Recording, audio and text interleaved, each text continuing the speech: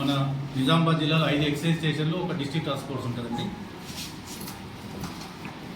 తెలంగాణ ప్రభుత్వము GO number 93 ద్వారా గత నెలనే వచ్చింది.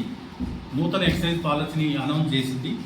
దాని ప్రకారము జిల్లాలో 102 షాపులు అండి. గత 3 లీజ్ ఇయర్స్ నుంచి అంటే 21, 23, 23, 25 ఇప్పుడు 25, 27 పాలసీ కూడా 102 షాపులను నోటిఫై చేసింది గవర్నమెంట్. ఆ 102 షాపులలో గవర్నమెంట్ ఇన్స్ట్రక్షన్స్ ప్రకారము జిల్లా కలెక్టర్ గారి ఆధ్వర్యంలో ఒక కమిటీ ఉంటుందండి రిజర్వేషన్స్ ఫైనలైజ్ చేయడానికి.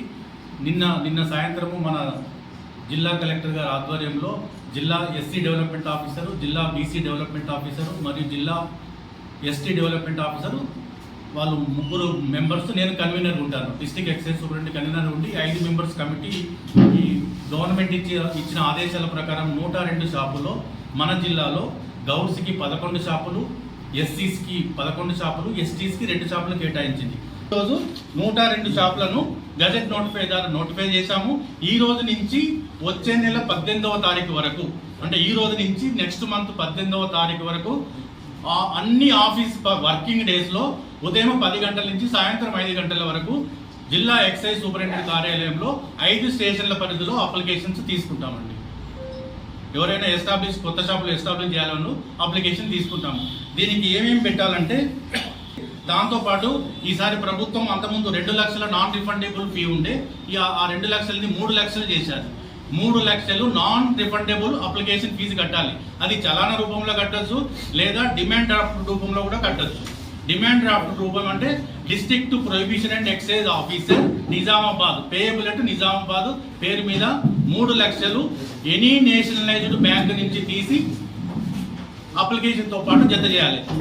లేదా మేము ఇచ్చిన చలాను, గవర్నమెంట్ ట్రెజరీ చలాను 3 లక్షలకు ఫిలప్ చేసి ట్రెజరీలో అమౌంట్ కట్టి అంటే బ్యాంకులో పే చేసి మాకు చాలా అప్లికేషన్తో పాటు ఇవ్వాలి. అప్లికేషను ఒక హాల్ టికెట్ ఉంటుందండి. తర్వాత ఏ ఇండివిజువల్ అయినా ఆధార్ కార్డు లేదా pan card, self attested Aadhaar card, pan card ఇవ్వాలి. దాంతోపాటు ఎవరైతే రిజర్వ్ క్యాస్ట్ ఉన్నాయి కదా, ఎస్సీస్కి, గౌడ్స్కి, తర్వాత ఎస్టీకి కేటాయించిన షాపులు అప్లై చేయాలంటే ఆ పర్టికులర్ కమ్యూనిటీ వాళ్ళే చేయాలి. వాళ్ళు లేటెస్ట్ క్యాస్ట్ సర్టిఫికేటు, మండల తహసీల్దార్ ఇష్యూ చేయబడిన క్యాస్ట్ సర్టిఫికేటు జత చేయాలి. అంటే 21, 23లో 1700 అప్లికేషన్స్ వచ్చాయండి. 21, 23, 25లో నేనే ఇక్కడ ఉన్నానండి. నేను ఆధ్వర్యంలోనే డయల్ ఆఫ్ లాట్ జరిగింది. 3759 అప్లికేషన్ వచ్చింది. దాదాపు 76 కోట్ల రూపాయలు గవర్నమెంట్కి నాన్ రిఫండబుల్ అప్లికేషన్ ఫీజులో నిజామాబాద్ నుంచి రాబడింది. ఈసారి నేను లాస్ట్ లీజర్కి వచ్చిన దానికంటే డబుల్ ఎక్స్పెక్ట్ చేస్తున్నామండి.